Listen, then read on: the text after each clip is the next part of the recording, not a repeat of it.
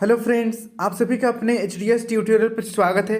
तो आज हम लोग इस वीडियो में जेक बोर्ड क्लास 9th का प्री बोर्ड एग्जामिनेशन 2023-24 का आंसर मैं आप लोगों को बताने वाला हूं मैथ सब्जेक्ट का। तो आप लोगों का प्री बोर्ड एग्जाम हो चुका है। आप लोग कमेंट करके बताइए कि आप लोगों का एग्ज़ाम कैसा गया, और अगर कहीं आप लोगों का एग्ज़ाम नहीं हुआ है तो बहुत जल्द हो जाएगा। सभी जगह एक साथ नहीं हो रहा है, आगे पीछे होता है प्री बोर्ड का एग्ज़ाम। तो जिन लोगों का हो गया आप लोग कमेंट करके बताइएगा कि आपका एग्ज़ाम कैसा गया और इनमें से कितनों का आंसर आपने सही सही बनाया है। वीडियो काफ़ी ज़्यादा इंपॉर्टेंट है, अपने सभी दोस्तों के साथ वीडियो को शेयर कर दीजिए और चैनल को भी सब्सक्राइब कर लीजिएगा, ताकि आगे भी मैं आप लोगों को इसी प्रकार से मदद करूँगा। देखिए, फुल मार्क्स 40 का है आप लोगों का। फाइनल बोर्ड एग्जाम में भी 40 का फुल मार्क्स रहेगा। क्लास 9th का 3 घंटे का समय दिया जाएगा। तो चलिए बिना देर के हम लोग क्वेश्चन की ओर बढ़ते हैं। यहाँ पर देखिए पहला नंबर, निम्न में कौन 72 का अभाज्य गुणनखंड है? निम्न में कौन 72 का अभाज्य गुणनखंड है? पहला ऑप्शन है 2 to the power 2 into 3 to the power 3। दूसरा ऑप्शन है 2 to the power 3 into 3 to the power 1। और तीसरा ऑप्शन है 2 स्क्वायर इंटू 3 स्क्वायर। और चौथा ऑप्शन है 2 क्यूब इंटू 3 स्क्वायर। तो इसका सही आंसर हो जाएगा ऑप्शन नंबर चौथा। यहाँ पर 72 का आप लोगों को अभाज्य गुणनखंड करना है इस तरीके से, ठीक है। तो चलिए ऑप्शन नंबर चौथा बिल्कुल सही हो जाएगा। फिर देखिए next second number, 0.333 dot dot dot को p/q के रूप में लिखा जा सकता है। तो 0.33333 को परिमेय संख्या के रूप में लिखना है। देखिए पहला ऑप्शन है 1/0.3, दूसरा ऑप्शन है 3/10, तीसरा ऑप्शन है 1/3, चौथा ऑप्शन है 1/6। तो इसका सही आंसर हो जाएगा ऑप्शन नंबर तीसरा 1/3। इसे आप लोग याद कर लीजिएगा, इंपॉर्टेंट क्वेश्चन है। इस तरीके से आप लोगों को फाइनल बोर्ड एग्जाम में भी पूछा जाएगा। फिर देखिए नेक्स्ट तीसरा नंबर, √11 माइनस √7 इंटू √11 प्लस √7 का मान होगा।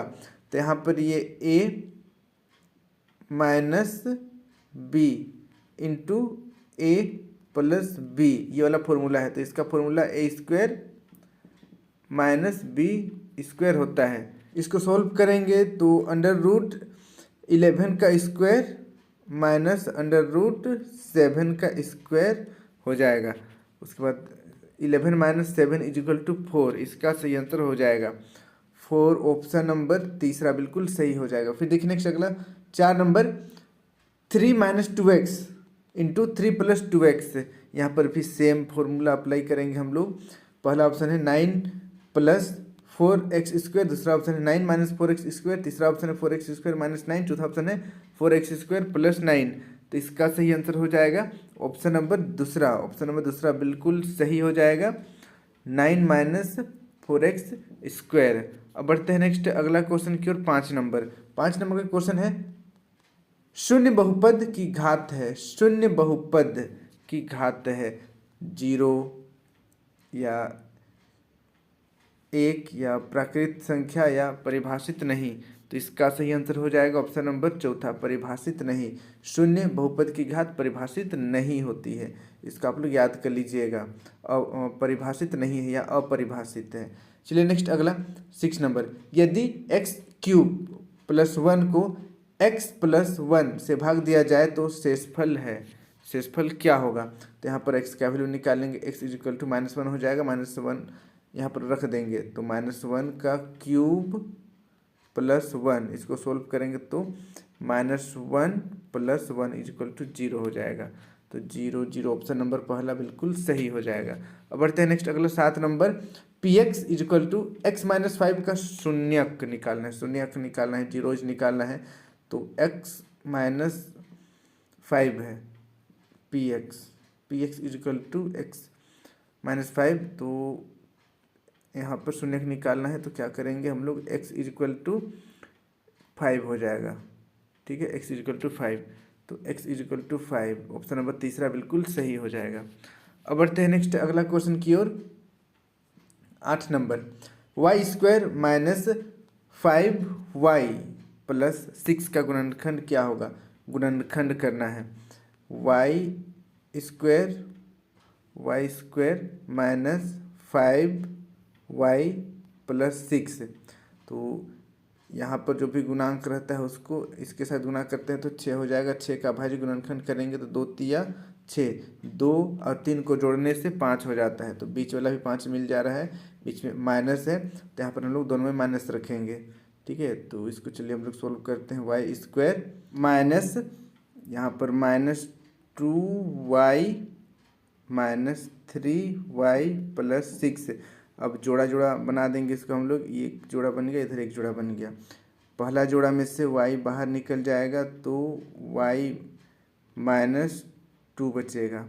फिर यहाँ पर देखिए हम लोग निकालेंगे 3 -3 निकाल देंगे तो यहाँ पर बचेगा y प्लस y माइनस 2।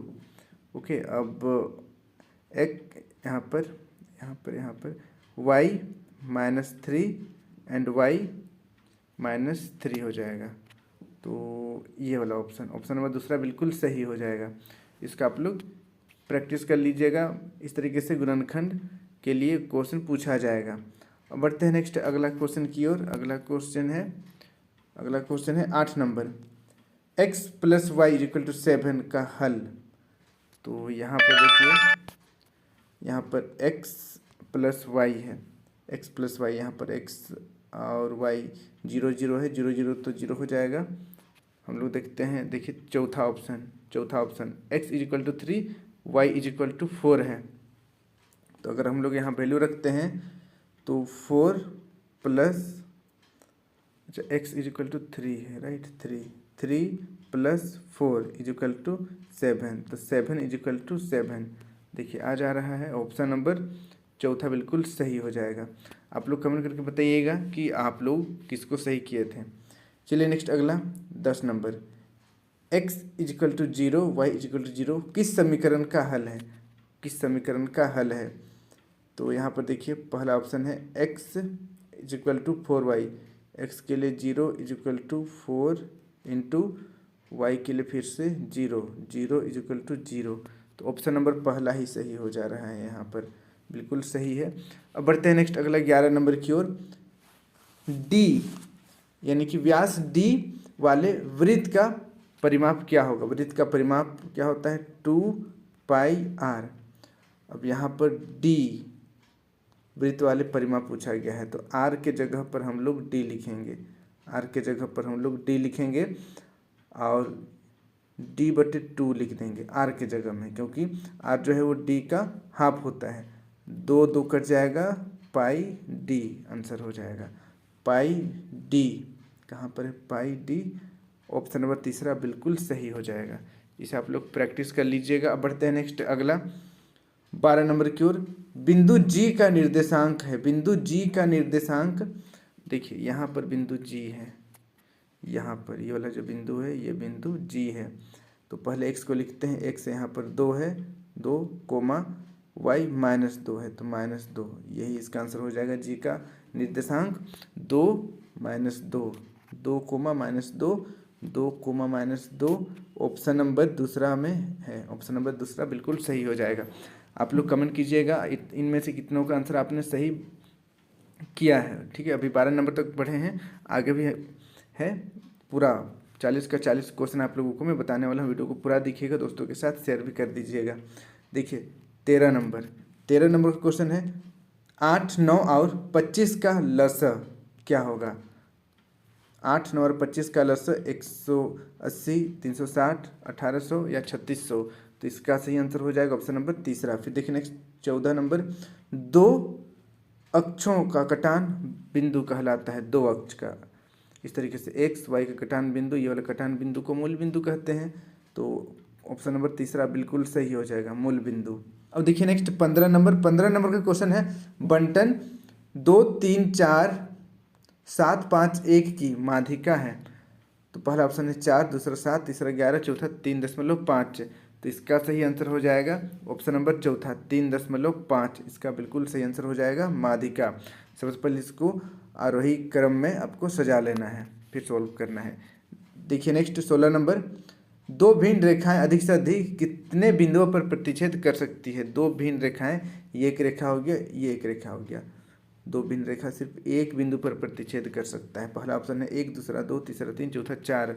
तो इसका सही आंसर हो जाएगा ऑप्शन नंबर पहला, सिर्फ एक बिंदु पर प्रतिच्छेद कर सकता है। फिर देखिए नेक्स्ट अगला 17 नंबर, 62 का पूरक क्या है? 62 का पूरक 90 में हम लोग जस्ट 62 माइनस कर देंगे तो हमारे पास 28 बचेगा। 28 डिग्री 62 का पूरक कोण है 28 डिग्री। ऑप्शन नंबर पहला बिल्कुल सही हो जाएगा। फिर देखिए नेक्स्ट अगला 18 नंबर, यदि एक त्रिभुज का एक कोण शेष दो कोणों के योग के बराबर हो तो त्रिभुज, पहला ऑप्शन है न्यून कोण त्रिभुज, दूसरा समकोण त्रिभुज, तीसरा अधिक कोण त्रिभुज, चौथा इनमें कोई नहीं। क्वेश्चन है यदि एक त्रिभुज का एक कोण, यदि एक त्रिभुज है इसका एक कोण शेष दोनों कोण के योग के बराबर हो तो इसको हम लोग समकोण त्रिभुज बोलेंगे। ऑप्शन नंबर दूसरा बिल्कुल सही हो जाएगा। फिर देखिए नेक्स्ट अगला 19 नंबर का क्वेश्चन है आकृति में x का मान ज्ञात करें। आकृति में x का मान ज्ञात करना है। यहाँ पर देखिए पूरा का पूरा 180 डिग्री का कोण है तो यहाँ पर हम लोग 2x + 5 + 25 प्लस 3x = 180 लिखेंगे और सोल्व करेंगे, x का वैल्यू निकालेंगे। तो देखिए पहला ऑप्शन कहाँ है ऑप्शन? अच्छा यहाँ पर ऑप्शन 150, 30, 60 या 120। तो इसका सही आंसर हो जाएगा ऑप्शन नंबर दूसरा, x का वैल्यू 30 आएगा। अब बढ़ते हैं नेक्स्ट 20 नंबर की ओर। निम्नलिखित में से कौन त्रिभुज का सर्वसमता की कसौटी नहीं है? ये बहुत ही इंपॉर्टेंट क्वेश्चन है। इस तरीके से क्वेश्चन पूछा जाएगा आप लोगों का फाइनल बोर्ड एग्जाम में, याद कर लीजिएगा। पहला ऑप्शन है ASA, दूसरा ऑप्शन है SSS, तीसरा ऑप्शन है AAA, चौथा ऑप्शन है SAS। तो इसका सही आंसर हो जाएगा सर्वसमता की कसौटी नहीं है पूछा गया, इसलिए ऑप्शन नंबर तीसरा बिल्कुल सही हो जाएगा।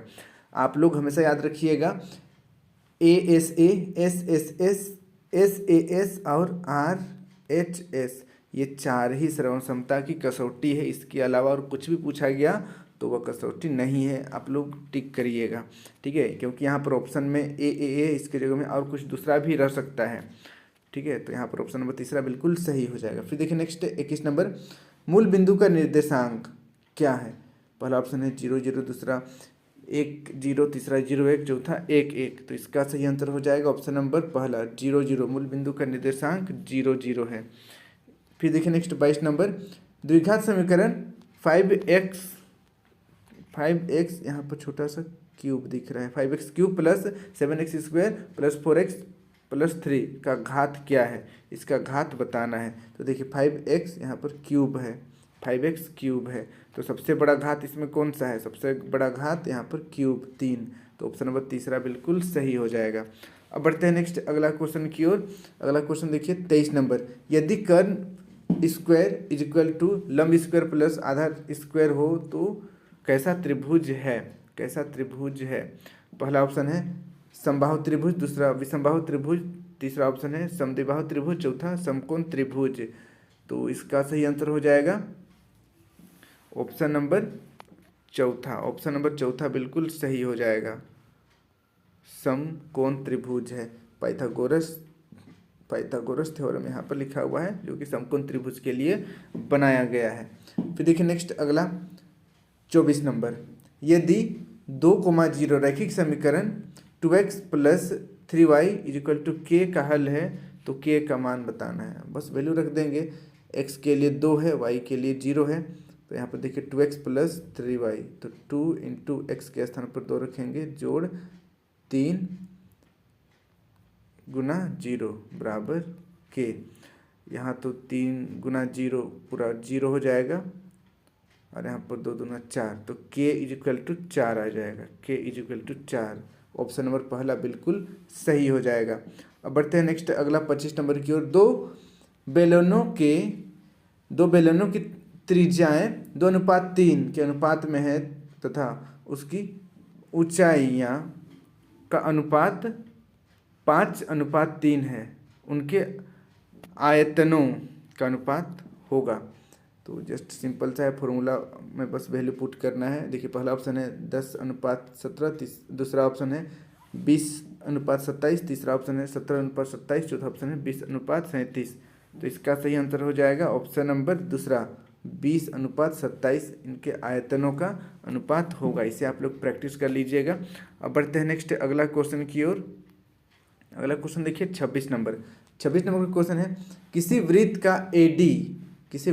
का एडी एक व्यास है और ए बी एक जीवा है। यदि ए डी बराबर 34 सेंटीमीटर ए बी बराबर 30 सेंटीमीटर है तो वृत्त के केंद्र से ए बी की दूरी क्या होगा। पहला ऑप्शन है 17 सेंटीमीटर, पहला ऑप्शन है 17 सेंटीमीटर, दूसरा ऑप्शन है 15 सेंटीमीटर, तीसरा ऑप्शन है 4 सेंटीमीटर, चौथा ऑप्शन है 8 सेंटीमीटर। तो इसका सही आंसर हो जाएगा ऑप्शन नंबर चौथा, 8 सेंटीमीटर।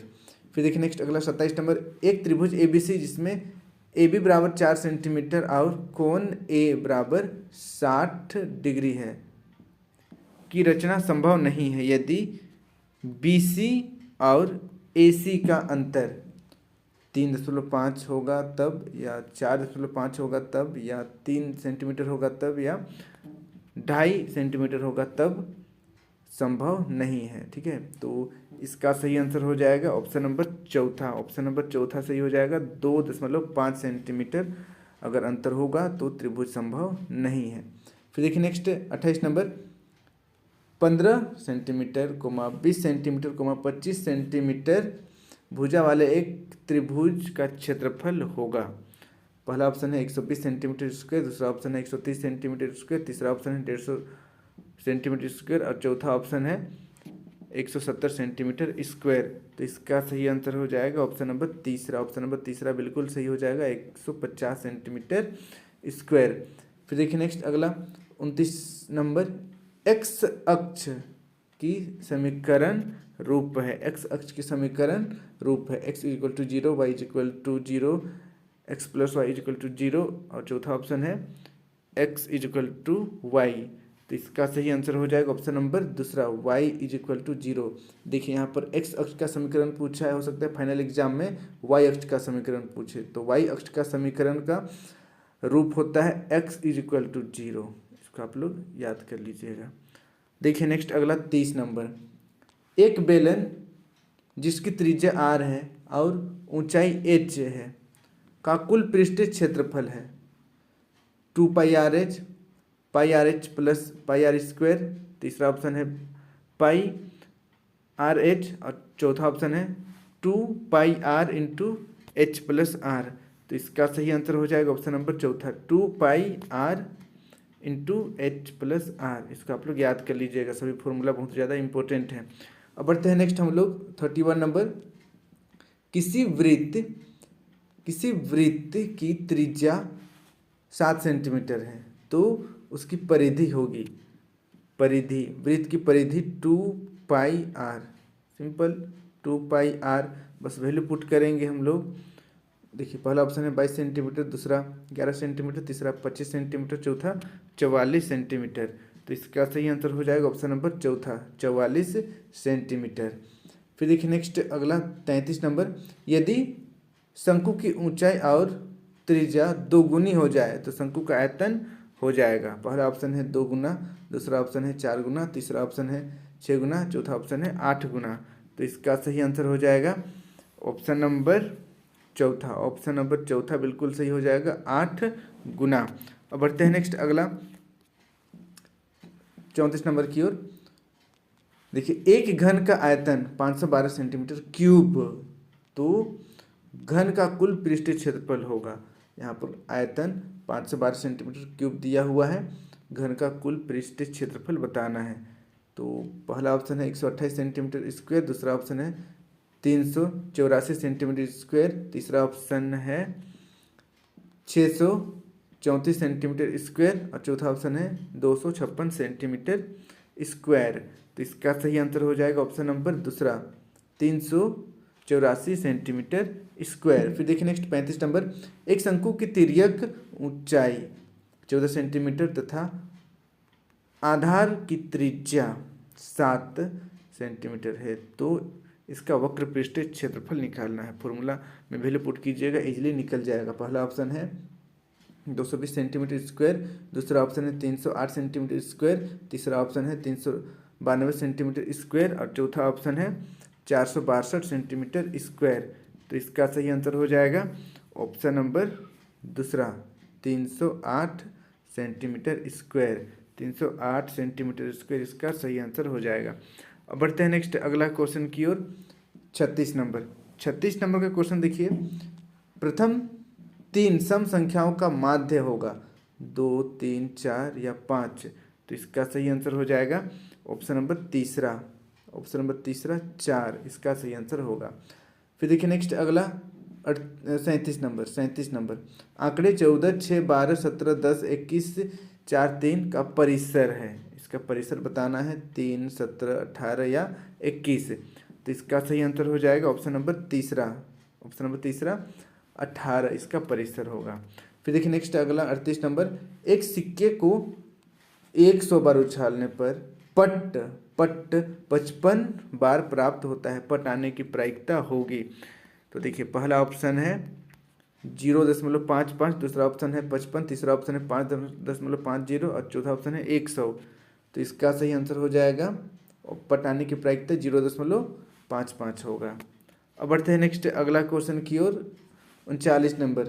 यदि प्रत्येक प्रेक्षण की 5 बढ़ा दिया जाए, यहाँ पर थोड़ा सा टाइपिंग मिस्टेक है।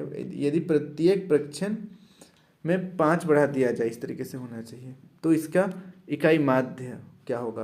पहला ऑप्शन है 4 बढ़ जाएगा, दूसरा 5 बढ़ जाएगा, तीसरा 4 घट जाएगा, चौथा 5 घट जाएगा। तो इसका सही आंसर हो जाएगा ऑप्शन नंबर दूसरा 5 बढ़ जाएगा। फिर देखिए नेक्स्ट अगला 40 नंबर। यदि वर्ग अंतराल 40, 50, 50, 60 है तो 50 किसमें सम्मिलित होगा,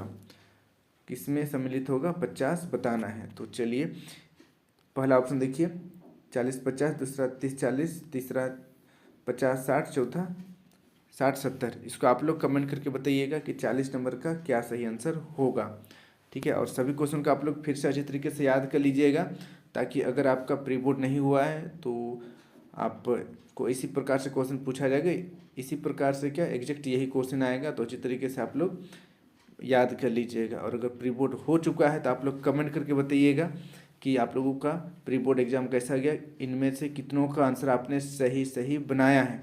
प्री बोर्ड में इसी प्रकार से क्वेश्चन पूछा जाएगा, अच्छी तरीके से आप लोग पढ़ाई कर लीजिएगा। तो बस आज के लिए इतना ही। वीडियो को सभी दोस्तों के साथ शेयर कर दीजिएगा और चैनल को सब्सक्राइब कर लीजिएगा। आप लोगों के लिए मैं इसी प्रकार का इंपॉर्टेंट क्वेश्चन अपलोड करते रहता हूँ। आज के लिए इतना ही। Thank you for watching video. जय हिंद, जय भारत।